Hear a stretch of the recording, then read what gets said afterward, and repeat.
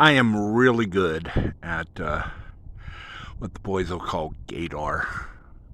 I'm really good at gaydar.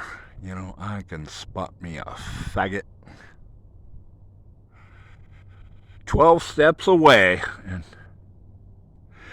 in the next car to me. That's okay. Um, it's just intuition. It's just that sense, that you get. It's like, hey, um, and it's familiar to the sense if you're 61 years old and a homeless man who's been on the road for 7 or 8 years that you get with apartment managers and leasing agents in leasing offices. You get this sort of intuition that you've just wasted 30 minutes, or maybe, there is something here for you.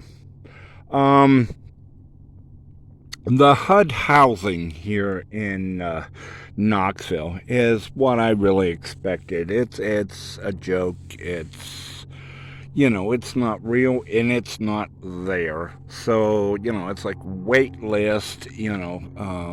4,000. But as I sort of assumed and hoped, actually, for Knoxville here, the subsidized housing that's not under complete federal control has been very, very, very promising here. I've gone to a number of apartment buildings here, in and around Knoxville, and the response I have gotten from the women in the leasing offices has been extremely positive. I mean, it's just been like, oh, it's that again, the intuition, the oh my, don't fail me now. It's like, hey, I hope I'm right. So there were two places here locally that I applied to the past week, and both just talking to the women there and putting in my application, they both it just felt so right and it felt so good, and it was just a question of time. And one of the women in one of the offices said, "Oh, let's, you know, we just need to wait for compliance. We need to wait for it's everything is good, everything looks good, everything seems fine. It's just we're waiting. I'm going to turn this into compliance, what they call compliance, and it's kind of another check of." History and credit and law and things, and just one more time, and then we get the okay. It's like it's like you might get a call. So I felt so good. I felt so good. It's like, hey, what can they find? I mean, to me, the big one was the eviction in Phoenix, like 7 or 8 years ago. But even talking to the women in the offices, they had no problem with that at all. They never mentioned it. They never questioned it. It was never an issue with them. And so I thought, hey, okay, so I hope to hear a call. And so, I went back to one of the offices this morning, and the woman that I talked to and that I give my application to, she said, "Oh, hey, I was just about to send out a letter to you," and I'm like, letter. I have a phone, and it's like she's there. I said, "Is there a problem? Is there?" She's there. Well, yeah, there seems to be. So and so she was going to send out a letter.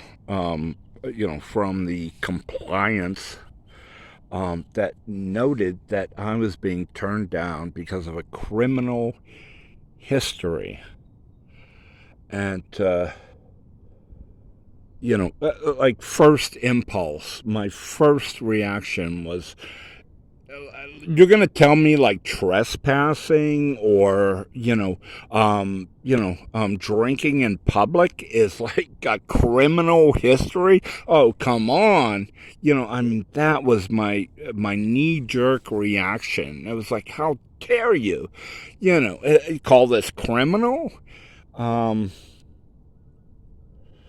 So, I didn't say anything to her, of course. And I just said, all right, well, hey, thank you. And she said, there's a number you can call and appeal and make a case for yourself if you want to. And I'm like, no.